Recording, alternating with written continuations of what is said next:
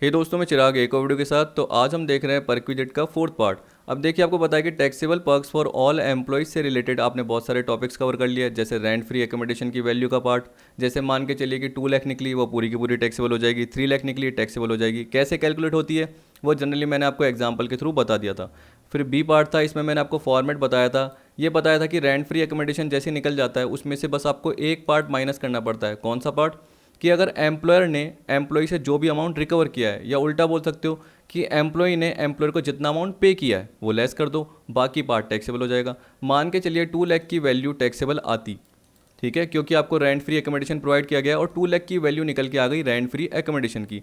लेकिन एम्प्लॉयर ने आपसे 60,000 ले लिए, तो बाकी 1,40,000 आपके लिए टैक्सेबल होंगे, क्योंकि ये तो आपने अपनी जेब से पे किए हैं। आपने मतलब एम्प्लॉय ने अपनी जेब से पे किए हैं, सीधी सी बात है। तो बाकी ही टैक्सेबल होगा, क्योंकि बाकी फ्री है। ठीक। सी पार्ट में क्या बोल रहा है? एम्प्लॉय की ऑब्लिगेशन एम्प्लॉयर ने पे की। जैसे एम्प्लॉय की कोई लाइबिलिटी हो गई, जैसे लोन हो गया, कोई प्रोफेशनल टैक्स हो गया, या मान के चलिए कोई बिल हो गया, जैसे इलेक्ट्रिसिटी का बिल हो गया, जो एम्प्लॉय के नाम पे, याद रखना, एम्प्लॉय के नेम पे बिल आता हो। इलेक्ट्रिसिटी का बिल हो गया, वाटर का बिल हो गया, क्लब से रिलेटेड बिल हो गया, कोई भी क्रेडिट कार्ड का बिल हो गया। इस तरीके से कोई भी एम्प्लॉय की ऑब्लिगेशन है जो एम्प्लॉयर पे कर रहा है, तो एम्प्लॉय के लिए वो टैक्सेबल वैल्यू बन जाएगा कैश बेसिस पे। यानी एम्प्लॉयर ने जब भी पे किया है उस साल पर्टिकुलर, वो उसके लिए टैक्सेबल बन जाएगा। किसके लिए? एम्प्लॉय के लिए, जब एम्प्लॉयर ने पे किया तब। ठीक है। डी पॉइंट में क्या बोल रहा है कि LIC का प्रीमियम हो गया, एन्युटी का प्रीमियम हो गया, तो वो एम्प्लॉय के बिहाफ पे एम्प्लॉयर क्या कर रहा है? उसको पे कर रहा है। लेकिन याद रखना कि ये टैक्सेबल कब होता है? एक्रूअल बेसिस पे हो जाता है। तो ये मैंने आपको बताया था। डिटेल में जाना है तो पिछली वीडियो में देख लेना, आपको पता चल जाएगा। इसी तरीके से फिर मैंने ई पॉइंट बताया था आपको।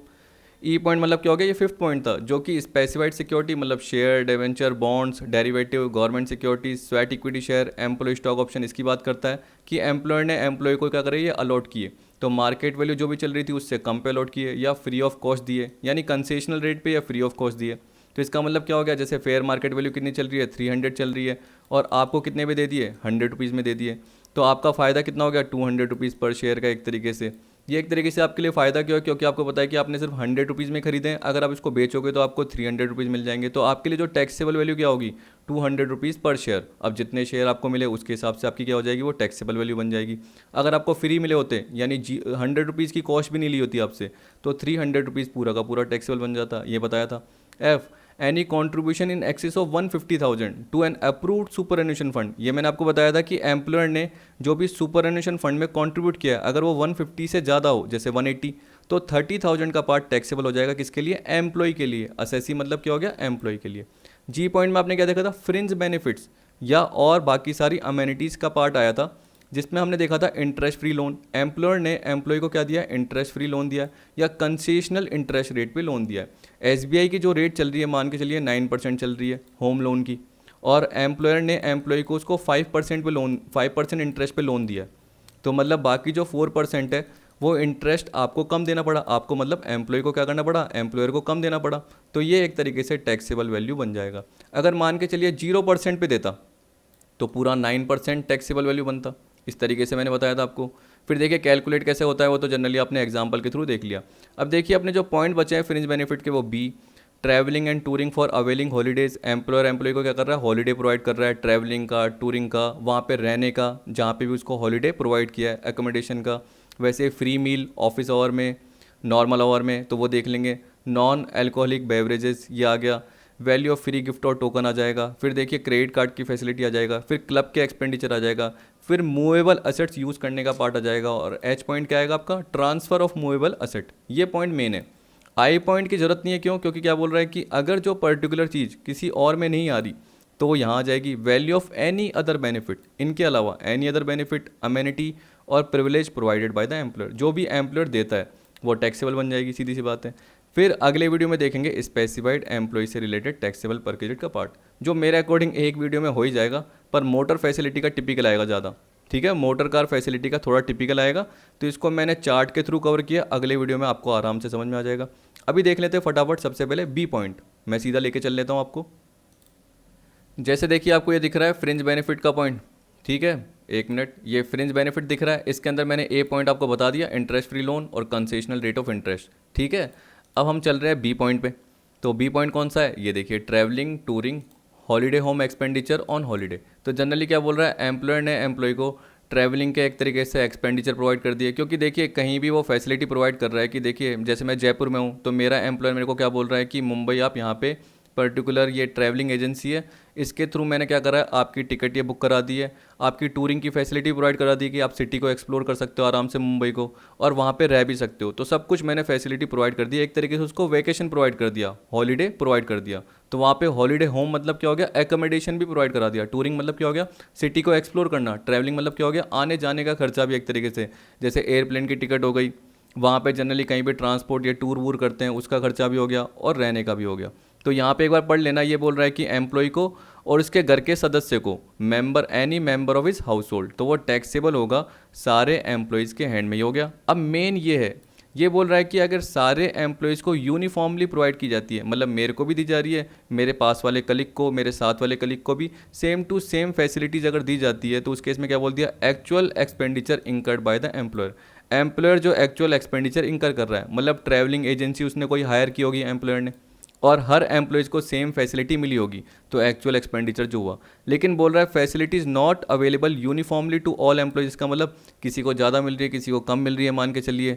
तो एक तरीके से पार्शलिटी का पार्ट हो सकता है, या जानबूझ के क्या है, टैक्स के लिए, या सामने वाले एम्प्लॉयज़ को एक तरीके से उसका टैक्स बचाने के लिए पार्ट हो सकता है। तो उस केस में असेसिंग ऑफिसर, या हम बोल सकते हैं कि इनकम टैक्स के प्रोविजन क्या आ गए कि actual value offer to public by other agencies. तो जैसे एक ट्रैवल एजेंसी जो भी सर्विस दे रही है उसके हिसाब से एक्चुअल एक्सपेंडिचर की बात कर रहे थे जब यूनिफॉर्म का पार्ट था। लेकिन अगर यूनिफॉर्म नहीं है तो कोई अदर ट्रैवलिंग एजेंसीज अगर किसी पब्लिक को सर्विस देती तो एक्चुअल वैल्यू क्या होती, वही आपके लिए एक्चुअल वैल्यू हो जाएगी और टैक्सेबल हो जाएगी। ठीक है, तो ये एक तरीके से आप कम वैल्यू नहीं ले सकते, और ये नहीं कि एक तरीके से अपने मन मर्जी से एम्प्लॉयर डिसाइड कर रहा है, ऐसा नहीं है। हाँ, अगर यूनिफॉर्म का पार्ट है तो उस केस में क्या होगा, एक्चुअल एक्सपेंडिचर। लेकिन अगर यूनिफॉर्म नहीं है तो उस केस में क्या होगा कि बाहर की कोई दूसरी ट्रैवल एजेंसी किसी पब्लिक को अगर वो सर्विस प्रोवाइड करे तो एक्चुअल वैल्यू क्या होगी।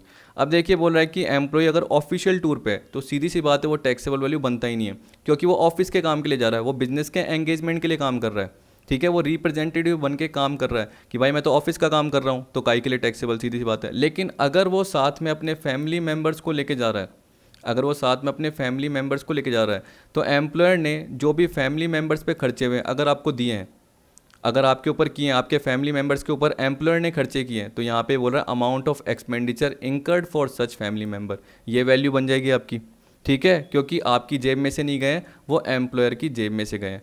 ऑफिशियल टूर का खर्चा टैक्स फ्री है, ऑफिशियल टूर का खर्चा एम्प्लॉय का टैक्स फ्री है, लेकिन उसके साथ वो फैमिली मेम्बर को ले गया, फैमिली मेम्बर पर जो भी एम्प्लॉयर ने खर्चे किए, ओनर ने खर्चे किए, वो आपके लिए क्या बन जाएगा, टैक्सेबल वैल्यू बन जाएगा। वैसे ही बोल रहा है कि अगर आपका ऑफिशियल टूर मान के चलिए 10 दिन का था, ठीक है, वो ख़त्म हो गया, और एम्प्लॉयर ने आपको बोल दिया कि 5 दिन और रह लेना इस होटल में, इसके अलावा मैं आपको टूर भी प्रोवाइड कर दूंगा, ठीक है, और ट्रैवलिंग के आने वाने के जो भी खर्चे होंगे, किधर और भी जाना है तो वो भी मैं आपको प्रोवाइड कर दूंगा, तो 5 दिन आपको और रहना है। एक तरीके से आपका वेकेशन हो गया, क्योंकि 10 दिन का तो आपका ऑफिशियल टूर हो गया। तो ये बोल रहा है कि 5 दिन का जो ये टूर एक्सटेंड हुआ एक तरीके से वैकेशन के फॉर्म में हो गया वो, तो expenses incurred for extended period, तो बाकी जो 5 दिन के लिए एक्स्ट्रा एक्सपेंसेस लगे हैं वो आपकी वैल्यू बन जाएगी। ठीक है, सीधी सी बात। तो ऑफिशियल टूर का खर्चा नहीं बना, लेकिन आपका वैकेशन के फॉर्म में जो पार्ट एक्सटेंड किया है उसका जो खर्चा है वो आपकी वैल्यू बन गया, सीधी सी बात। अब नोट्स में क्या बोल रखा है ये देख लेते हैं। देखिए पहले वाले नोट में तो यही बोल रहा है कि जो भी टैक्सेबल वैल्यू निकल के आएगी उसमें से अगर एम्प्लॉय से कोई भी अमाउंट रिकवर कर लिया एम्प्लॉयर ने, ओनर ने कोई भी एम्प्लॉय से, कर्मचारी से अमाउंट रिकवर कर लिया तो वो लेस कर दिया जाएगा। जैसे मैंने आपको अभी ऊपर बताया था, बी वाले केस में बताया नहीं था कि रेंट फ्री एकोमोडेशन का जैसे पार्ट निकला और एम्प्लॉय से एम्प्लॉयर ने रिकवर कर लिया तो माइनस कर देगा और बाकी पार्टी टैक्सेबल बनेगा। तो सीधी सी बात है, अगर आपकी टैक्सेबल वैल्यू 1 लाख की बन रही है और एम्प्लॉयर क्या बोल रहा है कि 20,000 आपसे रिकवर करने, यानी 20,000 आपको देने पड़ेंगे 20%, तो बाकी 80,000 ये आपका टैक्सेबल बनेगा। तो ये बोल रहा है any amount charge from employ shall be reduce from the above determined value. देखिए ये हर केस में आता रहेगा, बार बार याद रखना। बी पॉइंट में क्या बोल रहा है, the above provisions are not applicable in case of leave travel concession. ये मैंने अलग से कवर किया है, तो मेरे हिसाब से मैं क्या करूँगा, अगली वीडियो में कवर करूँगा, क्योंकि देखिए मेडिकल फैसिलिटी भी कवर कराना है और लीव ट्रैवल कंसेशन भी कवर करवाना है। ठीक है, तो याद रख लेना एक तरीके से ये एग्जाम्पशन के फॉर्म में आ रहा है लीव ट्रैवल कंसेशन का पार्ट, तो इसको अगली वीडियो में कवर कर लेंगे, चाहे वो स्पेसिफाइड हो चाहे वो नॉन स्पेसिफाइड, क्योंकि लीव ट्रैवल कंसेशन कोई स्पेसिफिक पार्ट के लिए नहीं लगता कि आप बोल रहे हो स्पेसिफाइड हो नॉन स्पेसिफाइड। ये एक तरीके से एग्जाम्पशन के फॉर्म में हम क्या बोल सकते हैं, प्रोविजो। प्रोविजो मतलब एक्सेप्शन है कि जितने भी हम पार्ट देख रहे हैं टैक्सेबल देख रहे हैं उसमें से ये एक्सेप्शन का पार्ट आ गया, एक तरीके से ऐसे बोल सकते हैं आप। अब देखिए बोल रहा है facility of free meals and non alcoholic beverages, कितना सिंपल है, रूल 3, 7 और ये थर्ड पॉइंट, ऊपर देखिए आपका कौन सा पॉइंट था, वो सेकंड पॉइंट था। वैसे आपको ये याद रखने की जरूरत तो नहीं है, लेकिन फिर भी मैंने यहाँ पे लिख दिए हैं साइड में, ठीक। तो यहाँ पे देखिए बोल रहा है the facility provided by employees taxable in the hands of employee on the following basis. सबसे पहले क्या बोल दिया, टी, स्नैक्स और other non alcoholic beverages in the form of light refreshment provided during office hours including over time. इसका मतलब 10 to 5 का आपका टाइम है, इसके अलावा कभी कभी आप ओवर टाइम भी कर लेते हो, तो उसमें आपको चाय, नाश्ता, समोसे, कचौरी नॉर्मल दिए जाते हैं, तो ये नील, क्या क्या नील, क्योंकि ये थोड़ी टैक्सेबल होंगे। क्यों, भूख लग रही है, काम कर रहे हैं, तो एक तरीके से कंपनी प्रोवाइड कराएगी, तो सीधी सी बात है नील ही रहेगा। पर देखिए अब यहाँ पे ये भी बोल दिया free meals provided during office hours, मतलब खाना एक तरीके से हो गया कि आप मान के चलिए कि सुबह को 8 बजे आते हैं और रात को 8 बजे जाते हो या 9 बजे जाते हो एक तरीके से काम से, तो आपको ब्रेकफास्ट भी मिलता है, तो वो तो एक तरीके से रिफ्रेशमेंट के फॉर्म में हो गया नॉर्मल, तो वो नील हो गया। लेकिन मान के चलिए आपको फ्री मील भी मिलता है, मतलब दिन का खाना भी मिलता है, दिन का फूड भी मिलता है और नाइट का भी मिलता है, तो उस केस में क्या हो गया, वो टैक्सेबल हो सकता है। लेकिन यहाँ टैक्सेबल नहीं है, बाकी सारे में टैक्सेबल है, वो बताऊंगा कितना है। लेकिन यहाँ पे क्या बोल रहा है, अगर रिमोट एरिया में फ्री मील प्रोवाइड किया गया है, दिन का खाना, रात का खाना, एक तरीके से ये बोल रहा है कि free meals provided during office hours in remote area or an offshore installation. Offshore installation आप जानते हो, मैंने आपको बताया था कि समुद्र यानी सी के बीच में जनरली क्या होता है, ऑयल निकालने का काम होता है या कुछ और भी चीज़ें निकालने का काम होता है, जो कि एक तरीके से किसी कंपनी का, किसी इंडस्ट्री का हो, तो वो क्या करती है, रिंग बना लेती है और ज़मीन यानी समुद्र के नीचे सतह पे क्या करती है, खोदती है, डिग करती है, और उसमें से जो भी ऑयल निकलता है तो उसके लिए वो इंस्टॉलेशन करती है, पाइप्स ये जनरली क्या करती है, डाल देती है। तो ये बोल रहा है कि ऑफशोर इंस्टॉलेशन करने के लिए जो भी वर्कर काम कर रहे हैं, तो वर्कर दूर एरिया में काम कर रहे हैं, तो इसलिए उनकी जो भी फ्री मील्स मिल रही है वो नील रहेगी, वो क्या रहेगी, नील।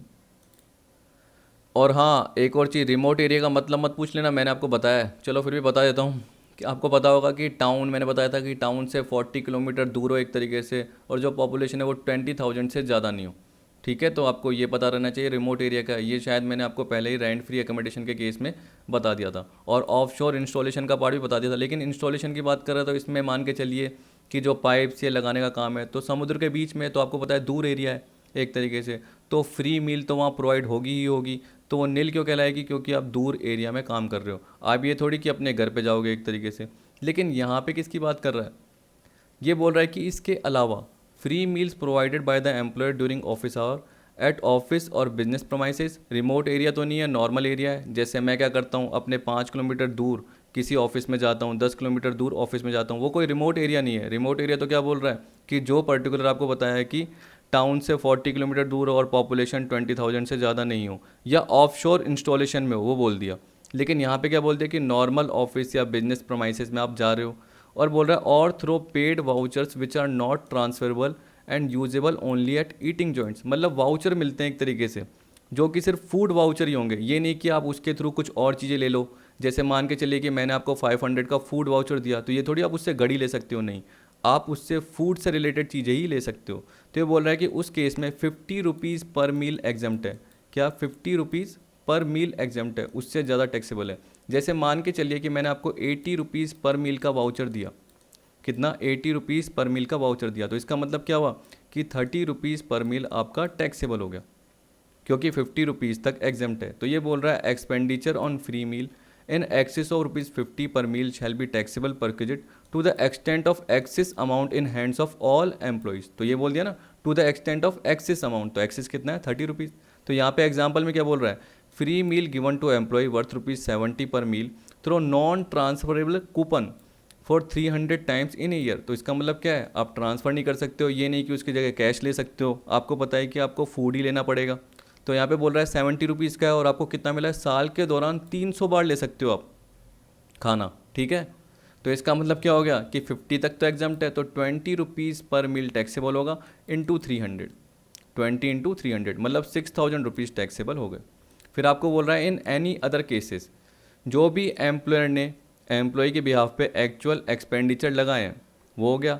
अगर उसमें से एम्प्लॉय से कोई अमाउंट ले लिया जाता है तो वो लेस हो जाएगा, क्योंकि आपको पता है कि एम्प्लॉय ने अपनी जेब से पे किए हैं, तो वो लेस हो जाएगा, और बाकी जो पार्ट है वो टैक्सेबल वैल्यू बन जाएगा, सीधी सी बात। इसके अलावा एक और पार्ट याद रख लेना कि यहाँ पे जब आपको ऊपर मैंने बताया फ्री मील्स, तो यहाँ पे देखिए बोल रहा है ड्यूरिंग ऑफिस आवर्स बोल रहा है, ठीक है, ये याद रख लेना।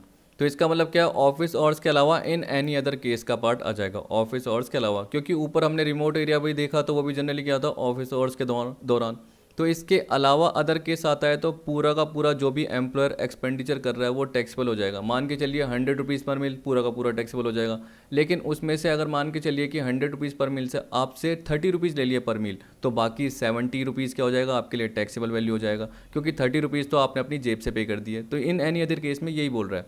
अब देखिए एग्जाम्पल में क्या कह रखा है, सिंपल सा है, mister x is employed in the office of chartered accountant and during the year he was given free lunch on many occasion and value पर लंच इज ₹175। तो यही मान लीजिए कि ऑफिस के दौरान ही मिलते हैं ना। इन सच केसेस 125 में 50 गए, पर लंच इज टैक्सेबल, ठीक है। तो 50 रुपीज़ पर मील एग्जाम्प्ट है, उससे ज़्यादा टैक्सेबल है। अब देखिए यहाँ पे बोल रहा है गिफ्ट वाउचर और टोकन गिवन बाय एम्प्लॉयर। अब देखिए ये बोल रहा है कि कैश का जो भी, याद रख लेना, कैश का जो भी गिफ्ट है एम्प्लॉयर ने अगर एम्प्लॉय को दिया है कैश के फॉर्म में, ये आपको पता है कि अगर वो कन्वर्टेबल जो भी हो रहा है वो कैश में कन्वर्ट हो जाएगा, मनी के फॉर्म में कन्वर्ट हो जाएगा, तो सीधी सी बात है वो टैक्सेबल ही रहेगा। चाहे वो 2,000 का है, चाहे वो 1,000 का है, चाहे वो 3,000 का है, उसमें 5,000 की एग्जाम्पशन नहीं मिलती। लेकिन अगर गिफ्ट की बात कर रहा है तो बोल रहा है कि गिफ्ट जो भी है वो 5,000 तक का एग्जाम्प्ट हो जाता है। Gift, voucher, token. आप जनरली देखते हो कि वाउचर कौन से मिल सकते हैं, आजकल आप देखते हो खूब सारे FB वेब कॉम्पिटिशन भी होते हैं, यानी बहुत सारी कंपनीज क्या करती है, कंपटीशन करती है और उसके बेसिस पे आपको अमेजन के वाउचर दे देती है, 500 के, 1000 के, फ्लिपकार्ट के दे देगी, या कोई कंपनी रेस्पेक्टिव अपने खुद के ही वाउचर दे देगी। वैसे ही मान के चलिए कि एम्प्लॉयर ने एम्प्लॉय को दिया है, क्योंकि वो काम कर रहा है एक तरीके से, तो गिफ्ट के फॉर्म में क्या दे दिया, वाउचर दे दिया, आप खरीदारी कर लेना। अब आपको पता है कि अमेजन वाउचर जब भी लगाते हैं ना तो वो गिफ्ट कोड के फॉर्म में होता है, उसमें 500 रुपये जैसे है ना, आपको कैश नहीं मिलेगा, आपको क्या करना पड़ेगा, कुछ ना कुछ परचेज करना ही पड़ेगा। क्योंकि जैसे मैंने भी जीते हुए प्राइस मुझे पता है, तो जैसे 500 रुपीज़ अगर मिल जाते हैं या 2,000 रुपीज़ मिल जाते हैं तो आपको क्या करना पड़ेगा, पर्टिकुलर कोई चीज़ ही लेनी पड़ेगी, आप उसको कैश में कन्वर्ट कर ही नहीं सकते। तो सीधी सी बात है, ये बोल रहा है कि 5,000 तक का तो पार्ट एग्जाम्प्ट हो जाएगा, और उससे जो ऊपर का पार्ट है वो क्या हो जाएगा, टैक्सेबल हो जाएगा। उससे ऊपर का पार्ट मान के चलिए कि अगर आपको गिफ्ट दिया 8,000 रुपये का, अब आपको पता है कि गिफ्ट 8,000 की वैल्यू का है, तो 5,000 तक का गिफ्ट एग्जाम्प्ट है, और याद रखना वो कैश में कन्वर्ट नहीं हो सकता, सीधी सी बात है। तो 5,000 तक का एग्जाम्प्ट, बाकी 3,000 का टैक्सेबल हो जाएगा एम्प्लॉय के हैंड में, ये बोल दिया। लेकिन अगर यही 8,000 का गिफ्ट कैश में दिया होता या कैश में कन्वर्ट हो जाता, ऐसा वाउचर दिया होता जो कैश वाउचर बोलते, कि कैश में कन्वर्ट हो गया, कि इसके थ्रू आप कैश में कन्वर्ट करा के आ जाओ, कहीं जाओ और कैश मिल जाएगा, या मैंने पेटीएम का कैश दे दिया, मान के चलिए आपको पेटीएम का वाउचर दे दिया, वो कैश में कन्वर्ट हो जाएगा, आपके बैंक अकाउंट में चले आएगा मान के चलिए, तो वो तो पूरा का पूरा ही टैक्सेबल हो जाएगा, चाहे वो 5 से कम हो, चाहे वो 5 से ज़्यादा। तो यहाँ पे यही बोल रखा है, सिंपल सा पार्ट है। Value of any gift, voucher और टोकन। देखिए बोला token in लिeu of which any gift में भी रिसीव्ड, यानी टोकन के बदले में सिर्फ आपको गिफ्ट ही मिलेगा, कैश नहीं मिलेगा, क्या मिलेगा, गिफ्ट ही मिलेगा। गिवन टू द एम्प्लॉय और any member of his house hold, मतलब एम्प्लॉय को दिया या उसके घर के सदस्य को दिया, ऑन सेरेमोनियल ओकेजन और otherwise bye the employer shell be taxable in the hand of all employees. किसी भी पर्टिकुलर ओकेजन पे, जैसे एम्प्लॉय की क्या है, सेरेमनी है, ये मान के चलिए कि जैसे बेटे का क्या है, बर्थडे है, तो एम्प्लॉयर आया और उसने क्या कर दिया, गिफ्ट दे दिया, तो उस केस में बोल रहा है कि ये एक तरीके से टैक्सेबल हो जाएगा, लेकिन कितना, 5,000 से ऊपर का पार्ट। तो ये बोल रहा है हावर गिफ्ट वाउचर और token up to ₹5,000 in aggregate during the previous year shall be exempt. Aggregate मतलब टोटल में जो भी गिफ्ट मिले हैं, जैसे 2-3 गिफ्ट प्रोवाइड किए, तो टोटल मिला के जो भी वैल्यू है, अगर वो 5,000 से ज़्यादा है तो बाकी पार्ट टैक्सेबल होगा और 5,000 तक का एग्जाम्प्ट हो जाएगा। ये नहीं कि अगर एम्प्लॉयर ने आपको एक 4,000 का गिफ्ट दिया और एक 2 का गिफ्ट दिया तो आप क्या बोल रहे हो, 5 से कम है, ऐसा नहीं है। 4 + 2 कितने हो गए, टोटल मिला के 6 हो गए, तो 5,000 तक का गिफ्ट एग्जाम्प्ट है और 1,000 का टैक्सेबल हो जाएगा। ऐसे नोट्स में क्या बोल रखा है, where worth of gift is in excess of ₹5,000 then amount in excess of ₹5,000 shall be taxable, ये मैंने आपको बताया। No such exemption ₹5,000 is available on gift made in cash, ये बताया था, और कन्वर्टेबल इनटू मनी, तो जैसे ही अगर वो कैश में कन्वर्ट हो सकता है या वो खुद ही कैश में है गिफ्ट, तो उस केस में चाहे 1,000 का भी हो, 2,000 का भी हो, तो एग्जम्पशन नहीं मिलेगी, पूरा का पूरा टैक्सेबल होगा। ठीक है, एग्जाम्पल के थ्रू देखिए, आराम से आ जाएगा समझ में। देखिए इसमें क्या बोल रहा है, determine taxable perquisite in the following cases. Miss Shraddha received A wrist watch of ₹3,000 on 17 July 2019 and A golden chain worth ₹12,000 on 18 August 19 from her employer mister Raju. ठीक है, तो ये अब हर एम्प्लॉयर, ठीक है जो भी है, हम क्या करें। देखिए 3000 का पार्ट है 17 जुलाई का और ये है 18 अगस्त का, तो 2019-20 का आपका पार्ट आ गया। तो 3000 प्लस 12,000 कितना हो गया 15,000। अब आपको पता है कि ये गोल्डन चेन दी गई, ये रिस्ट वॉच दी गई, तो ये गिफ्ट के फॉर्म में, ठीक है, ये मनी में कन्वर्ट नहीं होगी। कहने का मतलब आप बेचोगे तो बात अलग है, लेकिन आपको पता है कि ये किसके फॉर्म में, गिफ्ट के फॉर्म में आपको दी गई है, काइंड के फॉर्म में दी गई है, ना कि कैश के फॉर्म में दी गई है। तो 15,000 में से 5,000 एग्जम्प्ट है और बाकी 10,000 टैक्सेबल होगा। ये मत बोलना कि सर अलग अलग डेट को दी गई है, लेकिन हम किसकी बात कर रहे हैं, प्रीवियस ईयर के दौरान 3000 प्लस 12,000 टोटल मिला के कितना मिल गया 15,000। 15 में से 5 एग्जम्प्ट है गिफ्ट, तो बाकी 10,000 टैक्सेबल हो गया। वैसे देखिए अगला केस क्या दे रखा है, miss rakhi receive ₹11,000 cash gift from her employer Deepu limited. तो देखिए यहाँ पे बोल रहा है कि 11,000 कैश गिफ्ट, कैश गिफ्ट तो पूरा का पूरा taxable. Mister Aniruddh is working with X and Company, a partnership firm. During the year, the employer firm gifted a diamond ring worth ₹80,000 to wife of Mr. Aniruddh. आपको पता है कि मेंबर ऑफ हाउस होल्ड मतलब घर के सदस्यों को, तो उसकी पत्नी को मिली, स्पाउस वो भी आ जाएगा इसमें। तो 80,000 में से 5,000 लेस कर दोगे, बाकी 75,000 टैक्सेबल हो जाएगी। क्यों? क्योंकि याद रखना क्या दिया है, डायमंड रिंग दी है। किस में दी है, गिफ्ट के फॉर्म में, काइंड के फॉर्म में दी है, ना कि कैश के फॉर्म में दी है। तो 80 में से 5 गए, बाकी 75,000 टैक्सेबल हो जाएगा। ठीक, अब आ रहा आपका क्रेडिट कार्ड का पार्ट। देखिए अब इसमें क्रेडिट कार्ड फैसिलिटी की बात कर रहा था, तो यही सोचिए कि देखिए मैं एक एम्प्लॉई हूँ किसी एम्प्लॉयर का, उस एम्प्लॉयर ने मुझे क्या करा, खुद का क्रेडिट कार्ड दिया। वो किसका क्रेडिट कार्ड है, एम्प्लॉयर का, याद रखना मेरा नहीं है। क्योंकि अगर मेरा होता ना और सामने वाला एम्प्लॉयर क्या करता, जो भी एक्सपेंडिचर पे कर रहा होता, जो भी मैं कर रहा होता खर्चे, वो एक्सपेंडिचर कौन पे कर रहा होता, अगर एम्प्लॉयर पे कर रहा होता, तो वो जनरली ऑब्लिगेशन वाले पार्ट में आता कि एम्प्लॉय की ऑब्लिगेशन एम्प्लॉयर पे कर रहा है, क्योंकि वो मेरे नाम पे है। लेकिन यहाँ पे हम किसकी बात कर रहे हैं कि क्रेडिट कार्ड एम्प्लॉयर के नाम पे है, मतलब ओनर के नाम पे, ठीक है, बिजनेस के नाम पे एक तरीके से। और वो बिजनेस का क्रेडिट कार्ड किसको मिल रहा है, एम्प्लॉय को मिल रहा है, याद रख लेना। क्योंकि जब भी मैं फैसिलिटीज़ की बात कर रहा हूँ तो इसी से रिलेटेड बात कर रहा हूँ। अब देखिए परक्यूजिट्स में वो एम्प्लॉय की ऑब्लिगेशन भी आ रही है, लेकिन यहाँ पे ऑब्लिगेशन नहीं है। यहाँ पे तो जनरली आपको फैसिलिटीज़ एक तरीके से दी जा रही है, क्योंकि ये किसके नाम पे है, ओनर के नाम पे। किसके नाम पे, ओनर के नाम पे।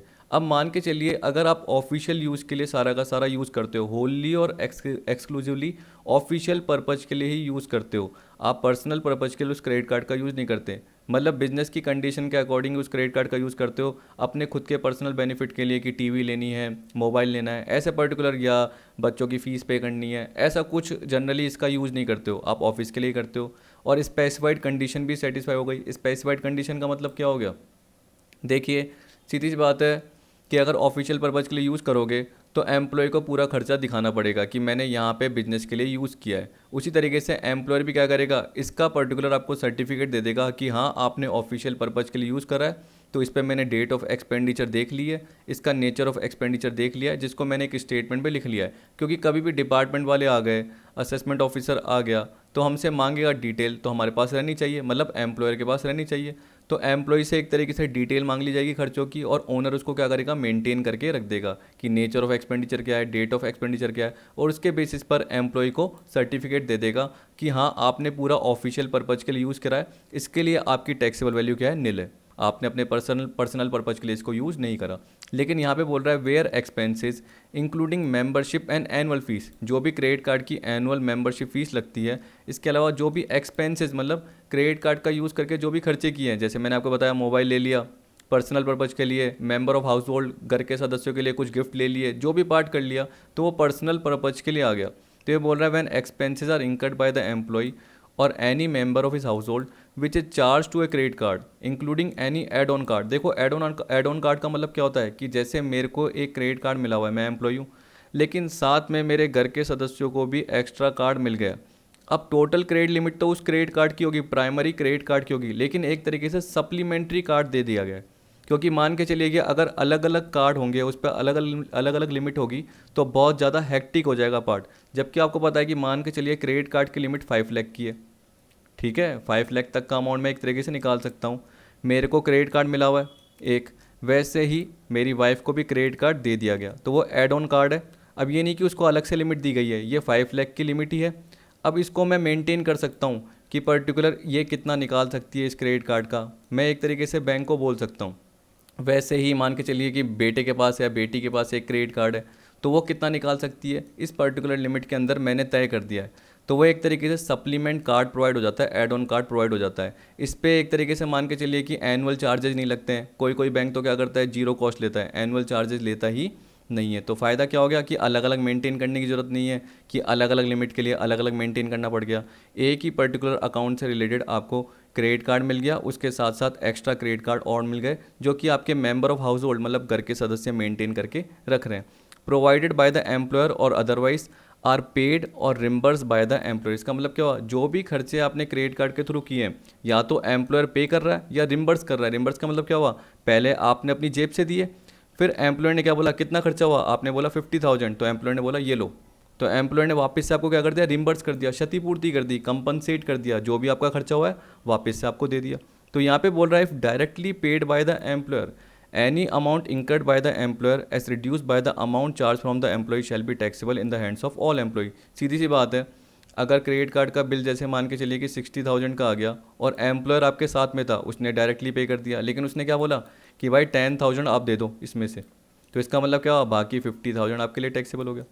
ठीक, लेकिन दूसरा पर्टिकुलर केस क्या होगा कि एम्प्लॉयर आपके साथ में नहीं है, क्योंकि एम्प्लॉयर ने डायरेक्टली पे नहीं करा, उसने बाद में रिम्बर्स किया है। तो इस केस में क्या हो गया कि 60,000 आपका खर्चा आ गया। ठीक, आपने एम्प्लॉयर को बता दिया कि देखिए ये स्लिप है, 60,000 मैंने ये एक्सपेंडिचर किया है, तो any amount reimburse by the employer shell be taxable in the hands of all employees. तो अगर वो एम्प्लॉयर ये 60,000 का अमाउंट रिम्बर्स कर देगा, आपको वापस लौटा देगा, क्योंकि आपने 60,000 अपनी जेब से दिए हैं, तो आपके लिए टैक्सेबल वैल्यू बन जाएगा। मान के चलिए आपको सिर्फ 40,000 ही देता है, तो इसका मतलब 20,000 आपकी जेब से गए हैं, तो 40,000 आपके लिए टैक्सेबल हो जाएगा, क्योंकि 60,000 आपने अपनी जेब से चुकाए हैं, जिसमें से 40,000 आपको रिकवर हो गए, तो बाकी 20 आपने अपनी जेब से चुकाए हैं, तो ये 40,000 टैक्सेबल बन जाएगा, जितना रिम्बर्स किया है वो पार्ट। समझ गए। फिर देखिए यहाँ पे स्पेसिफाइड कंडीशन जो मैंने बताया वही है। क्लब एक्सपेंडिचर में भी स्पेसिफाइड कंडीशन सेम ही है, तो मैं अलग से नहीं पढ़ाऊंगा, ठीक है। Specified condition to be fulfill to claim that expense have been incurred wholly and exclusively for official purpose. ये बोल रहा है कि अगर ऑफिस पर्पज के लिए क्रेडिट कार्ड का यूज़ किया गया है, तो उसके लिए स्पेसिफाइड कंडीशन क्या है, तब जाके ही टैक्सेबल वैल्यू निल होगी, ठीक है। तो देखिए इसमें क्या बोल रहा है ए पॉइंट में कि कंप्लीट डिटेल जो भी एक्सपेंडिचर की है वो एम्प्लॉयर मेंटेन करके बैठा है, including the date of expenditure and the nature of expenditure, कि खर्चा क्या किया है, कौन सा नेचर है, क्या गिफ्ट दिलाया एक तरीके से पत्नी को, बेटे को क्या, बेटे पे क्या एक्सपेंडिचर किया है, खुद पे क्या एक्सपेंडिचर किया है पर्सनल, उसकी डेट क्या है और नेचर ऑफ एक्सपेंडिचर जनरली वो आ जाएगा। अब देखिए ये जनरली कौन बताएगा, ये एम्प्लॉय तो सामने वाले को क्या ला के देगा कि जो भी उसने एक्सपेंडिचर करे हैं उसका स्टेटमेंट ला के दे देगा किसको, एम्प्लॉयर को, और एम्प्लॉयर क्या करेगा, अपनी जो भी बुक्स है उसमें मेंटेन करके रख लेगा। फिर बोल रहा है employer gives a certificate for such expenditure to the effect that the same was incurred wholly and exclusively for the performance of official duty. मैंने गलती से क्या बोल दिया, उनके लिए बोल दिया, पर्सनल पर्पज के लिए बोल दिया, पर्सनल नहीं ऑफिशियल ड्यूटी के लिए, क्योंकि हम स्पेसिफाइड कंडीशन की बात कर रहे हैं जो कि नील से रिलेटेड है, याद रखना। मैंने गलती से नीचे वाला पार्ट बोल दिया। स्पेसिफाइड कंडीशन का मतलब क्या हो, ऑफिशियल पर्पज के लिए। तो एक तरीके से बिजनेस से रिलेटेड क्या क्या एक्सपेंडिचर किए हैं पर्टिकुलर, उसको वो मेंटेन करके रख लेगा, और कितना खर्चा ऑफिशियल ड्यूटी के लिए हुआ है उसका वो सर्टिफिकेट प्रोवाइड कर देगा, ठीक है। अब देखिए क्लब एक्सपेंडिचर है, इसमें भी मेरे हिसाब से सेम ही पार्ट है, फिर भी चलिए पढ़ लेते हैं क्या बोल रहा है। कुछ कुछ बीच में अलग है। तो बोल रहा है where such expenses are incurred wholly and exclusively for office purpose and specified conditions are satisfied. अब देखिए क्लब आपने खुद ने ज्वाइन नहीं करा, एम्प्लॉयर ने आपको फैसिलिटी दी है कि पर्टिकुलर एक क्लब है, सारे एम्प्लॉय एक तरीके से ज्वाइन करते हैं, तो हम भी आपको क्या कर रहे हैं, क्लब ज्वाइन करा रहे हैं। अगर वो ऑफिशियल पर्पज़ के लिए जैसे मीटिंग वीटिंग होती है, तो उसमें जो भी एक्सपेंसेस ये एम्प्लॉय कर लेता है होली और एक्सक्लूसिवली जो कि ऑफिस पर्पज़ के लिए है, तो वो जनरली क्या आ जाएगा, नील आ जाएगा, टैक्सेबल वैल्यू नील, क्योंकि वो बिजनेस की कंडीशन से रिलेटेड काम कर रहा है, बिजनेस की एंगेजमेंट, एक तरीके से बिजनेस के रिप्रेजेंटेटिव के फॉर्म में खर्चे कर रहा है, तो टैक्स ट्रीटमेंट क्या होगा, नील। यहाँ पे बोल रहा है where health club sports and similar facilities are provided uniformly to all employees by the employer. इसका मतलब क्या होगा, एम्प्लॉयर अगर सारे एम्प्लॉयज़ को यूनिफॉर्म फैसिलिटीज़ प्रोवाइड कर रहा है same to same, health club की, स्पोर्ट्स की, सिमिलर एक्टिविटीज़ की, जिमिंग की क्लब में, तो वो भी नील कहलाएगी, क्योंकि आपको भी प्रोवाइड कर रहा है, सबको प्रोवाइड कर रहा है। ये हमने किस में देखा था, आपने देखा था शुरू वाले पॉइंट में, travelling, touring, holiday home expenditure जो बताया था बी वाले पॉइंट में, ठीक है, उसमें भी यूनिफॉर्मली था, तो उसमें भी क्या था, टैक्स ट्रीटमेंट नील था, यानी वैल्यू ऑफ टैक्सेबल परक्विजिट्स कुछ भी नहीं आ रही थी, नील आ रही थी। अब देखिए यहाँ पे बोल रहा है where the employer has obtained corporate membership of the club, किसी पर्टिकुलर क्लब की एम्प्लॉयर ने कॉर्पोरेट मेंबरशिप ले रखी है and the facilities enjoyed by the employee enjoy कर रहा है उस फैसिलिटी को, या उसका कोई भी घर का सदस्य एंजॉय कर रहा है। तो ये बोल रहा है कि शुरू शुरू में जब भी कॉर्पोरेट मेंबरशिप लेते हैं तो शुरू में इनिशियली फ़ीस देनी पड़ती है। जैसे मैं उसको बोल सकता हूँ life time membership fees particular ऐसा हो गया। मान के चलिए कोई क्लब ज्वाइन करा तो उसमें आपने शुरू में 2 लाख रुपीज़ दे दिए, ठीक है। फिर उसके बाद एनुअल सब्सक्रिप्शन जो आप दे रहे हो वो कितना दे रहे हो, 50,000 का दे रहे हो। 50,000 per year, 50,000 per year, 50,000 per year. तो ये 2 लाख तो इनिशियल फीस है, तो इसको छोड़ दीजिए। पर बोल रहा है कि हर साल जो भी अमाउंट इंकर किया है एम्प्लॉयर ने 50,000 का, वो जनरली टैक्सेबल हो जाएगा। तो क्या बोल रहा है, amount incurred by the employer for such facility shall be taxable perquisite in the hands of all employees. However initial fees paid for obtaining corporate membership shall not be a taxable perquisite. ठीक है। तो एक तरीके से उसने क्या कर रहा है, एम्प्लॉयर ने एम्प्लॉय के बिहाफ पे कॉर्पोरेट मेंबरशिप ले रखी है। अब वो पर पर्सन के अकॉर्डिंग कैसे ले रखी है वो तो इनके ऊपर है, पर ये बोल रहा है कि इनिशियल फीस जो भी है पेड की गई है वो टैक्सेबल परक्यूजेट नहीं कहलाएगी। लेकिन जो एनुअल सब्सक्रिप्शन की फ़ीस दे रहा है एम्प्लॉयर बार बार, तो जो भी उसमें अमाउंट इंकर किया गया है, कह रहा है amount incurred by employer for such facility shall be taxable perquisite in the hand of all employee, लेकिन इनिशियल फीस नहीं होगी। ठीक। फिर ये पार्ट बोल रखा है, इसके अलावा any payment or reimbursement by the employer of any expenditure incurred including the amount of annual or periodical fees in a club by employee और any member of his household. अब देखिए यहाँ पे जनरली क्या थी, corporate membership ले रखी थी। यहाँ पे कोई कॉर्पोरेट मेंबरशिप नहीं ले रखी मान के चलिए, या ले भी रखी है तो देखिए सीधी सी बात है, यहाँ पे भी तो पेमेंट ही कर रहा है।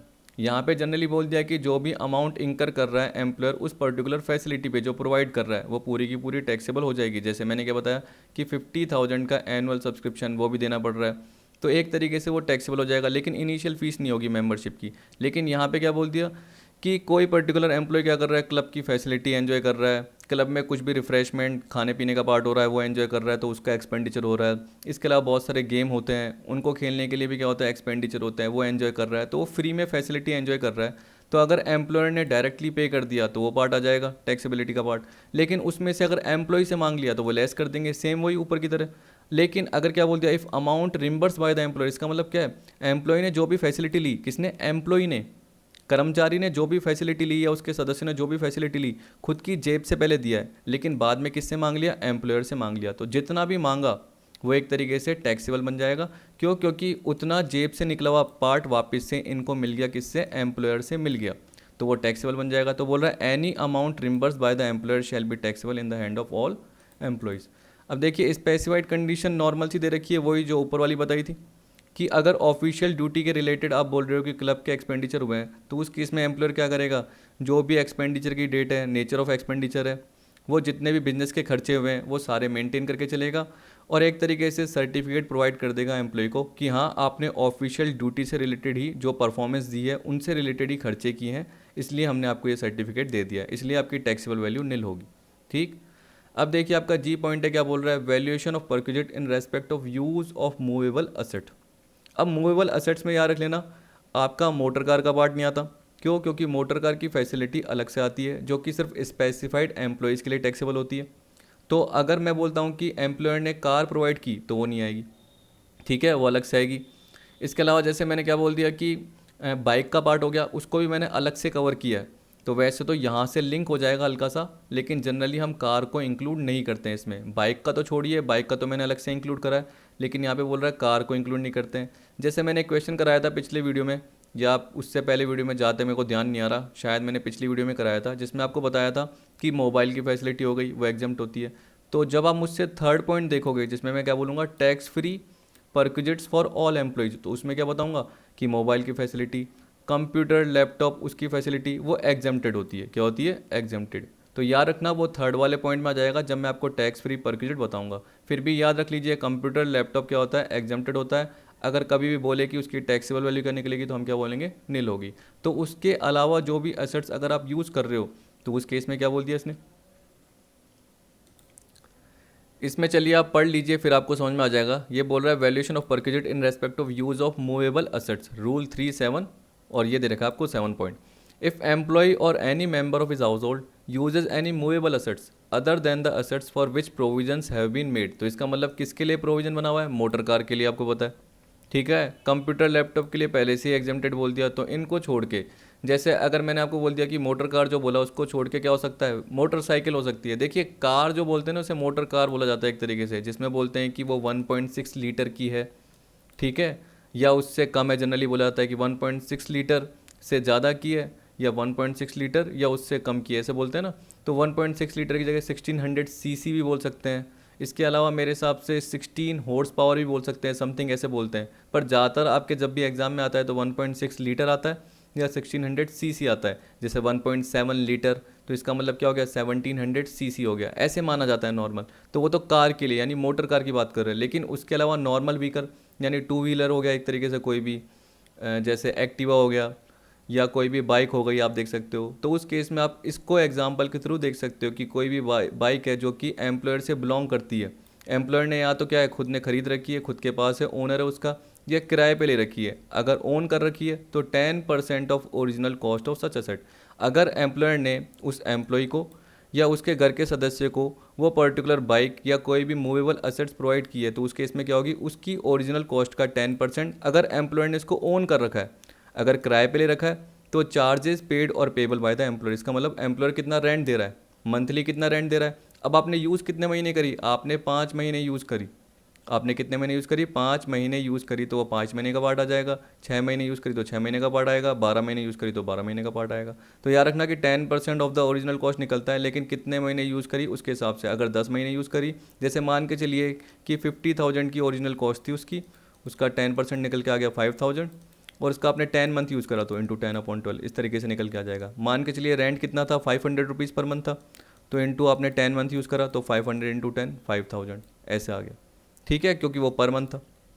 तो यहाँ पे यही बोल रखा है कि ये बोल रहा है, इफ़ एम्प्लॉय और any member of his household uses any movable assets other than the assets for which provisions have been made belonging to employer, then such facility is taxable in the hands of all employees. The value of such benefit is determined as per the following table. क्योंकि आप याद रखना कि जो car है वो generally किन के लिए एक तरीके से टैक्सेबल होती है, स्पेसिफाइड एम्प्लॉयज़ के लिए टैक्सेबल होती है, नॉन स्पेसिफाइड के लिए नहीं होती। लेकिन जो इसकी बात कर रही है सारे एम्प्लॉयज़ के लिए, क्योंकि अभी हम क्या पढ़ रहे हैं, taxable perks for all employees. तो देखिए यहाँ पे यही बोल दिया, मैंने आपको समझा दिया। यहाँ पे हायर बोल दिया, ये मैंने आपको समझा दिया। नोट में क्या बोल रहा है, any sum charge from the employee shall be reduce from the value determined as above. ये तो बार बार बोलता है। B, use of computer laptop etcetera as discussed earlier is exempted perquisite. अब बताइए, ये मैंने आपको बता दिया। सी में क्या बोल रहा है, here movable assets does not include car, तो यहाँ पे कार को नहीं लिया जाता। देखिए एक मैं एग्जांपल आपको चाहे बता देता हूँ, लेकिन उसमें बेचने का पार्ट मत देखना।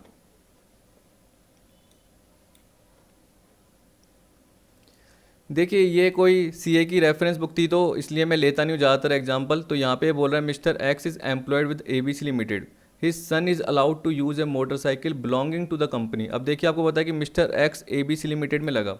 अब ये बोल रहा है कि उसके बेटे को, मतलब मेंबर ऑफ हाउस होल्ड, घर का सदस्य, तो वो क्या कर रहा है, एक तरीके से मोटरसाइकिल यूज़ कर सकता है जो कि कंपनी को बिलोंग करती है। द कंपनी हैड परचेज, इसका मतलब कंपनी ओनर है, तो company had purchase this motorcycle for ₹60,000 on 1 May 15। Original cost की बात कर रहे हैं हम, WDV की बात नहीं कर रहे, original cost. And given him on the same date. Motorcycle was finally sold to him. अब देखिए इसको छोड़िए, ये तो अभी बताऊंगा, अगला पॉइंट आएगा, पर इसको छोड़िए। अब मान के चलिए कि मोटरसाइकिल जो बेची है वो कब बेची है, 1/8/18 को। आपने यूज़ कब करी, अब देखिए ये जो है ना ये पुराना है, 18-19 के ईयर से रिलेटेड एग्जाम्पल है। प्रीवियस ईयर 18-19 का है, क्योंकि ये पुरानी पीडीएफ है, ठीक है। तो आप सोचिए कि अगर 1 अप्रैल से लेके आप जुलाई तक का पार्ट देखोगे, अप्रैल मई जून जुलाई 4 महीने हो गए। तो 4 महीने यूज़ करने के बाद कंपनी ने क्या कर दिया, आपको बेच दी। 4 महीने यूज़ करने के बाद कंपनी ने आपको बेच दी। तो अभी हम किसकी बात कर रहे हैं, यूज़ कितने महीने हुई है। मैंने ट्रांसफ़र आपको सिखाया नहीं है, ट्रांसफ़र अगले पॉइंट में सिखाऊंगा। अभी मैं क्या सिखा रहा हूँ, यूज़। तो यूज़ हुआ है 4 महीने। 60,000 का 10%, 60,000 क्यों लिया, क्योंकि ओरिजिनल कॉस्ट लेनी है। 10% क्यों लिया, क्योंकि 10% क्वेश्चन नहीं, प्रोविजंस में बोल रखा है कि 10% ऑफ ओरिजिनल कॉस्ट। और यूज़ कितने महीने हुई है, 4 महीने हुई है। उसके बाद तो बेच दी गई थी। बेचने का पार्ट अभी मैंने बताया नहीं, ट्रांसफ़र का। तो नॉर्मल 60,000 का 10% इंटू 4 मंथ का आ जाएगा आपका 2,000, ठीक। तो आप देख सकते हैं यहाँ पे यही पार्ट आपको बोल रखा है जो मैंने आपको बताया। अब देखिए अगला पार्ट आपको बोल रखा है valuation of the perquisite in respect of movable assets sold by an employer. तो यहाँ पे एक तरीके से क्या हो गया, एम्प्लॉयर ने उस एम्प्लॉय को वो एसेट बेच दी। जैसे अभी हमने एग्जांपल पढ़ा, बाइक कौन यूज़ कर रहा था, एम्प्लॉय का बेटा। अब एम्प्लॉय को उस एम्प्लॉयर ने, जो भी एम्प्लॉयर का नाम था, उसने क्या कर दिया, बेच दी। तो बेचने में क्या बोल रहा है, if the sale price is less than the written down value calculated as per method and rate mention below, ये दे रखा है, then the difference would be treated as perquisite and taxable in the hand of all employees. देखिए इसमें ये बोल रखा है rates and methods of depreciation for different types of assets are as follows. Electronic items computer, electronic items में क्या बोल दिया कि जो भी डेटा स्टोरेज और हैंडलिंग डिवाइसेज है, जैसे कंप्यूटर, डिजिटल डायरीज, प्रिंटर्स। आजकल देखिए मैं पेन टैब भी बोल सकता हूँ क्योंकि वो डेटा को हैंडल कर रही है। क्योंकि अगर मैं ये लिख रहा हूँ तो मेरे पास वैसे तो पेन नहीं है, लेकिन मैं बोल रहा हूँ कि अगर मैंने पेन टैब ले लिया तो उसके थ्रू भी मैं क्या कर रहा हूँ, डेटा को हैंडल कर पा रहा हूँ, आराम से लिख पा रहा हूँ। तो वैसे ही बोल रहा है कि अगर आपके ऑफिस में या अगर आपके एक तरीके से बिजनेस से रिलेटेड जो भी एसेट आपके काम आ रही है, एम्प्लॉयर को काम आ रही है, एम्प्लॉयर ने आपको बेच दी। अब बेचने पे जो सेल प्राइस कम है, किससे, रिटर्न डाउन वैल्यू। याद रखना रिटर्न डाउन वैल्यू मेथड की बात नहीं कर रहे, रिटर्न डाउन वैल्यू का मतलब क्या होता है, क्लोजिंग बैलेंस है एक तरीके से। लेकिन याद रखना कि अगर बीच में ही बेच दी, पूरा साल नहीं हुआ, तो उस पर्टिकुलर पार्ट के लिए डेप्रिसिएशन निकालने की जरूरत नहीं है। कैसे कैलकुलेशन कराऊंगा तब आपको समझ में आ जाएगा, अभी तो मैं बोल रहा हूँ जो जो पर्टिकुलर दे रखा है। तो देखिए यहाँ पे क्या बोल रहा है, इलेक्ट्रॉनिक आइटम्स और कंप्यूटर। इसमें बोल दिया कि स्टोरेज, डेटा स्टोरेज और हैंडलिंग डिवाइसेज आ जाएगी, जैसे कंप्यूटर, डिजिटल डायरी, प्रिंटर। लेकिन ये मत सोचना कि घर के अप्लाइंसेज आ जाएंगे, जैसे washing machine, microwave oven, mixers, ये नहीं आएंगे। इलेक्ट्रॉनिक आइटम्स एक तरीके से जो ऑफिशियल बिजनेस के यूज़ के होते हैं, तो उनसे रिलेटेड देखिए क्या हो गया, कंप्यूटर, डिजिटल डायरीज, प्रिंटर्स, जो कि ऑफिस में नॉर्मली काम आते हैं। तो यहाँ पे बोल दिया रेट ऑफ डेप्रिसिएशन 50% है। कौन सा मेथड लगेगा, WDV मेथड। अब ये मेथड है याद रखना, reducing balance method. Motor car पे कितना है, 20%। कौन सा मेथड है, रिड्यूसिंग बैलेंस। आप बोलोगे सर मोटर कार तो आपने मना किया था। अरे भैया मैंने यूज़ में मना किया था, ये बेचने का पार्ट है। क्या पार्ट है, बेचने का। आप क्या कर रहे हो, मोटर कार यूज़ कर रहे हो, किसकी, ओनर की। तो वो किस में आएगी, स्पेसिफाइड एम्प्लॉय वाले में। कब आएगी, अगली वीडियो में समझाऊंगा या उससे अगली वीडियो में समझाऊंगा, ठीक है, अगर आप यूज़ कर रहे हो। लेकिन अगर जो आप यूज़ कर रहे थे उस ओनर ने आपको बेच दी, आपको बेच दी, तो जो बेनिफिट का पार्ट है आपके लिए, वो आपके लिए टैक्सेबल होगा। बेनिफिट का पार्ट कब होगा, अगर सेल प्राइस कम है रिटर्न डाउन वैल्यू से। क्योंकि एक तरीके से क्या हो गया कि रिटर्न डाउन वैल्यू इसकी अभी भी है और सेल प्राइस कम में ही बिकी है। एक तरीके से आपने कम में खरीदी है, तो बाकी पार्ट आपके लिए बेनिफिट हो गया। मान के चलिए रिटर्न डाउन वैल्यू निकल के आई 5000 किसी भी पर्टिकुलर चीज़ की, और आपने उसको बेचा, यानी एम्प्लॉयर ने उसको आपको बेचा कितने में, 3000 में। मतलब आपने कितने में खरीदा, 3000। तो आपके लिए कॉस्ट कितनी लग रही है, सिर्फ 3000 लग रही है। रिटर्न डाउन वैल्यू कितनी है, 5000। तो 2000 आपके लिए बेनिफिट हो गया और ये टैक्सेबल वैल्यू बन गया, ये बोल रहा है। तो ये बोल रहा है कि जब भी एसेट्स को ट्रांसफर करते हैं तो कितने में हमने खरीदा है, वो हमारे लिए कॉस्ट हो गई एक तरीके से। तो ये बोल रहा है ना, इफ़ द सेल प्राइस, तो सेल प्राइस एम्प्लॉय के लिए एक तरीके से कॉस्ट हो गई। और रिटर्न डाउन वैल्यू का मतलब क्या हो गया कि अभी भी उसकी कुछ ना कुछ क्लोजिंग बैलेंस की वैल्यू बची हुई है। तो सेल प्राइस अगर कम होती है तब जाके हमारे लिए बेनिफिट होगा और वह टैक्सेबल हो जाएगा। अब देखिए यहाँ पे ये बोल रहा है motor car 20% reducing balance method, और एनी अदर पार्ट के लिए कोई भी एनी अदर आइटम्स हो गए जो कि बिजनेस से रिलेटेड असेट्स हो गई, तो उसमें क्या बोल दिया, रेट ऑफ डेप्रिसिएशन 10% का पार्ट आ जाएगा, स्ट्रेट लाइन मेथड आ जाएगा। ठीक है, एक एग्जांपल आपको करवा दूंगा, उसके थ्रू आपको आइडिया हो जाएगा। यहाँ पे बोल रहा है mathematically taxable perquisites is as under. Original cost दे रखी है, उसमें डेप्रिसिएशन कितना लगा for each completed year during which such asset is use by the employer. अगर मैंने कोई एसेट 4 साल के लिए यूज़ करी तो 4 साल का डेप्रिसिएशन, 5 साल के लिए यूज़ करी तो 5 साल का। अगर मैंने बोला कि मैंने वो एसेट 4 साल 6 महीने यूज़ करी तो 4 साल का ही लगेगा।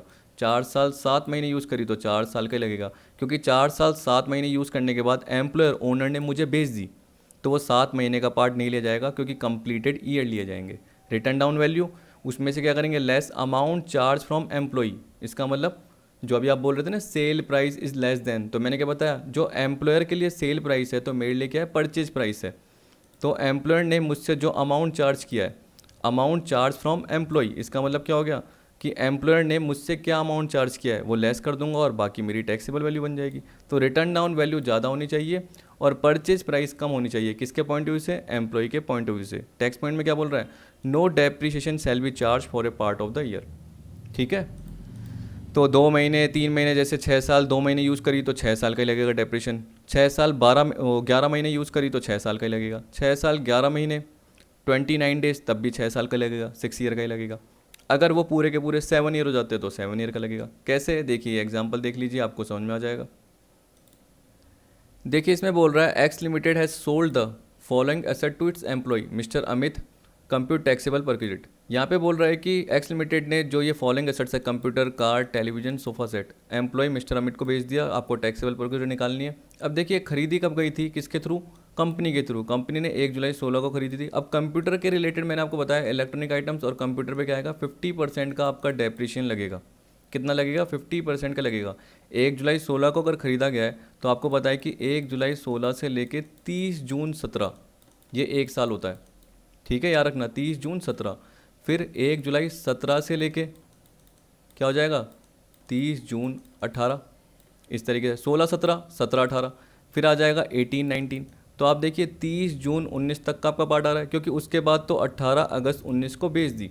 तो कितना यूज़ किया, 1 जुलाई 16 से 30 जून 17, 1 जुलाई 17 से 30 जून 18, फिर उसके बाद 1 जुलाई 18 से 30 जून 19, ये 3 साल यूज़ करा है। अब कौन सा मेथड लगता है, रिड्यूसिंग बैलेंस मेथड, मतलब WDV मेथड लगता है।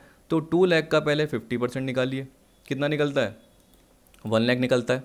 ठीक है, तो यहाँ पे देखिए ऐसे कर रखा है, 2 लाख का 50%, 1 लाख डेप्रिशिएशन निकला। तो बाकी WDV कितनी आई, यानी बाकी बैलेंस कितना आया, 1 लाख। फिर 1 लाख का 50% निकला 50,000। देखिए एक साल का ये निकला डेप्रिशिएशन, दूसरे साल का ये, तो ये WDV आ गई। फिर तीसरे साल का ये निकला, समझ रहे हो, पहला साल, दूसरा साल, तीसरा साल, 50,000 का 50%, तो बाकी WDV बच गई 25,000। अब ये मत बोलना कि सर आप क्या कर रहे हो, जनरली 1 जुलाई से 18 अगस्त का निकाल रहे हो। देखो क्या बोल रहा है, S not being a complete year, क्योंकि वो कंप्लीट ईयर हो ही नहीं पाया, तो हमने कंप्लीट ईयर का निकाला, कंप्लीट ईयर का निकाला, कंप्लीट ईयर का निकाला, लेकिन ये कंप्लीट ईयर हो ही नहीं पाया, तो यहाँ पे हम क्या बोलेंगे, निल। इसका मतलब यही हमारी WDV आ गई। अब देखिए कितने में कंपनी ने बेचा, इसका मतलब आपने कितने में ख़रीदा, तो हमने ख़रीदा है इसको 20,000 में। तो हमारा फ़ायदा क्या हो गया कि भाई 25,000 की अभी भी WDV है और इसको हमने सस्ते में ख़रीद लिया, तो हमारा बेनिफिट कितना हुआ, 5,000 का। ये हमारी टैक्सेबल वैल्यू हो जाएगा, सीधी सी बात, नॉर्मल। कार में देखिए जनरली मैंने क्या बताया आपको कि कार अगर बेच दी है कंपनी ने आपको, देखिए सीधी बात है, यूज़ करने का पार्ट अभी हमने नहीं सीखा। मैंने आपको क्या बताया, स्पेसिफाइड एम्प्लॉयज़ के लिए जनरली ये पार्ट आ जाता है और उसके बेसिस पे हम देखते हैं। लेकिन ये जो पार्ट है ये तो सारे एम्प्लॉय के लिए है। जब भी ट्रांसफ़र की बात कर रहे हैं तो ये ऑल एम्प्लॉयज़ की बात कर रहा है। जिसको भी बेची है उसके लिए टैक्सेबल होगी कब, अगर उसकी WDV का पार्ट ज़्यादा है और परचेज प्राइस का पार्ट कम है, या हम कंपनी के पॉइंट ऑफ व्यू से क्या बोलेंगे कि कंपनी ने सेल प्राइस कम ली है एक तरीके से, तो एम्प्लॉय के लिए कॉस्ट क्या आई है, कम आई है। अब देखिए कार की जो परचेज वैल्यू थी वो 3 लाख की थी, 1 अप्रैल 17 और 1 मार्च 20 को बेचा गया है। तो आप देख लीजिए कि 17 18, 18 19, 19 20 नहीं आ पाएगा। क्यों नहीं आ पाएगा, क्योंकि 1 अप्रैल 19 से लेके 31 मार्च 20, और बेच कब दिया है, 1 मार्च को, समथिंग 1 महीने पहले, याद रखना। तो इसका मतलब 11 महीने ही यूज़ कर पाए थे अराउंड, और उसको बेच दिया 19 20 में, याद रखना 1 अप्रैल 19 से लेके 31 मार्च 20, लेकिन 31 मार्च हो ही नहीं पाए क्योंकि उससे पहले ही बेच दी गई। तो 2 साल का डेप्रिसिएशन लगेगा, कितना, 20% लगता है रिड्यूसिंग बैलेंस से। तो 3 लाख की परचेज वैल्यू देखिए, 3 लाख का 20% कितना होता है, 60,000, एक साल का ये लगा, तो 240 WDV बची। उसका देखिए 20% कितना होता है, 48, 240 का 20%, तो 192। अब देखिए निल, क्योंकि कंप्लीट ईयर नहीं हो पाया, करके देख लीजिए 1 अप्रैल 19 से 1 मार्च 20, जबकि क्या होना चाहिए था, अगर 31 मार्च 20 के बाद बेचा होता, मान के चलिए 1 अप्रैल होता, 1 अप्रैल 20 को बेचा होता, तो हम तब बोल देते कि एक साल पूरा कंप्लीट हो चुका है, फिर 192 का 20% निकलता, लेकिन अभी नहीं निकला। तो 192 WDV है, और सेल प्राइस, इसका मतलब कितने में एम्प्लॉय ने खरीदा है, एम्प्लॉय ने जो खरीदा है वो 50,000 में खरीदा है। बताओ कितने कम में खरीदा, तो एक तरीके से एम्प्लॉय का बेनिफिट कितना हुआ, 142,000 का हुआ। Television, sofa set other asset में आ जाते हैं, क्योंकि आप देखिए अगर मैंने बोला कि इलेक्ट्रॉनिक आइटम में सिर्फ क्या आता है आपके, कंप्यूटर, डिजिटल डायरी, प्रिंटर, और इसके अलावा आपका कंप्यूटर का पार्ट आ जाता है, ये आ गया। मोटर कार आ गया अलग से। एनी अदर का मतलब क्या हुआ, इनमें जो नहीं है, और जो ऑफिस में एक तरीके से क्या हो रही है, बिजनेस में यूज़ आ रही है एक तरीके से। अब ये पता नहीं कैसे यूज़ आ रही है, पर बिजनेस में तो नहीं, एक तरीके से मैं बोल रहा हूँ कि ये पहले क्या कर रहा था, एक तरीके से एम्प्लॉयर ने एम्प्लॉय को दी थी यूज़ करने के लिए कि टेलीविज़न, सोफ़ा सेट आप यूज़ कर लो, ज़रूरी नहीं है बिजनेस में काम आ रही हो, लेकिन उसको फिर इसने क्या कर दिया, बेच दिया। किसने, कंपनी ने उस एम्प्लॉय को बेच दिया। तो ये बोल रहा है कि एनी अदर केस में क्या होगा, स्ट्रेट लाइन मेथड आएगा, याद रखना। कौन सा, स्ट्रेट लाइन, और 10%। तो देखिए 50, फिर 20, फिर 10, ऐसे याद रखना, आपको याद रहेगा 10% स्ट्रेट लाइन है। तो आप देखिए स्ट्रेट लाइन सिंपल होता है, क्यों? क्योंकि उसमें आपको पता है कि ओरिजिनल कॉस्ट पे निकलता है। सोफ़ा सेट कितने का है? परचेज वैल्यू 80,000 की है। अब देखिए ये बोल रहा है, देखिए इसमें क्या करिए कि परचेज प्राइस देखिए 1 अप्रैल 4 को और बेचा कब है 1 जुलाई 19 को। जब मैं स्ट्रेट लाइन मेथड की बात कर रहा हूँ तो सीधी सी बात है 10 साल में क्या हो जाएगी, परचेज वैल्यू पूरी की पूरी यूज़ हो जाएगी, डेप्रिशन पूरा का पूरा यूज़ हो जाएगा। आप देखिए 80,000 का 10% कितना होता है 8,000, और स्ट्रेट लाइन मेथड है तो 10 साल तक 8,000 टू 10 कीजिए, पूरी की पूरी 80 खत्म। तो आपको पता है कि 1 अप्रैल 4 से अगर आप कैलकुलेट भी करोगे तो 4, 5, 5, 6 ऐसे करके पूरा पार्ट वैसे ही खत्म हो गया। तो उस केस में हम क्या बोलेंगे, डब्ल्यू बची ही क्या है, जब 1 जुलाई 19 को बेचा, नील बची है, क्या बची है, नील सोफ़ा सेट की, और उसको बेचा कितने में 5,000, ठीक। तो इस केस में हम क्या बोलेंगे कि रिटर्न डाउन वैल्यू नील बची है और बेचा कितने में 5,000। इसका मतलब जो एम्प्लॉई है मिस्टर अमित, उसने कितने में खरीदा, 5,000 में खरीदा, जबकि उसकी वैल्यू क्या आ रही है 0, तो उसको बेनिफिट नहीं हुआ है, नील। तो 0 में से 5 गए, नेगेटिव आएगा, नेगेटिव थोड़ी लिखते हैं, टैक्सेबल पर गजेट में हमेशा पॉजिटिव अमाउंट देखा जाता है, तो नील वाला पार्ट देखेंगे ही नहीं। तो टोटल मिला के टैक्सेबल पर क्रेडिट कितने का बना, 170 का बन गया। नीचे सोफ़ा सेट का लिख रखा होगा, देखिए हाँ यही बोल रहा है, depreciation on sofa set is charge at the rate 10% as per straight line method since the asset is use for more than 10 years hence its W will be nil. अगर डब्ल्यू का पार्ट आपका ज़्यादा होता है तभी जाके positive part आएगा, क्योंकि डब्ल्यू में से क्या होगा, एम्प्लॉय ने कितना पे करा, तो जो कंपनी के लिए सेल वैल्यू है एम्प्लॉय के लिए वही परचेज प्राइस है। एम्प्लॉय ने कितने में परचेज करा, 5,000 में परचेज किया, डब्ल्यू क्या थी, नील, तो टैक्सेबल वैल्यू क्या बनेगी, नील बनेगी। ठीक है, आई होप आपको समझ में आ गया होगा। अब देखिए अपना जो पार्ट आएगा मेडिकल फैसिलिटीज़ का आएगा, और इसके बाद आएगा लीव ट्रैवल कंसेशन से रिलेटेड, क्वेश्चन भी कवर किया है मैंने, लीव ट्रैवल कंसेशन से रिलेटेड। फिर अगली वीडियो में आपका जो पार्ट आएगा वो आएगा स्पेसिफाइड एम्प्लॉयज से रिलेटेड टैक्सेबल परक्विजिट। ये देखिए taxable perquisites only for specified employee. तो अगली वीडियो में तो मैं मेडिकल फैसिलिटीज़ और लीव ट्रैवल कंसेशन का पार्ट कवर करूंगा, फिर उसकी अगली वीडियो में ये आएगा टैक्सेबल परक्विजिट, जिसको मैं एक ही वीडियो में कवर करने की कोशिश करूंगा। उसके बाद सैलरी से रिलेटेड हमारे 2-3 टॉपिक ही बचे हैं और सारा पार्ट आपका सैलरीज का ख़त्म हो जाएगा। तो आई होप आपको वीडियो आज की पसंद आई होगी। वीडियो देखने के लिए थैंक यू।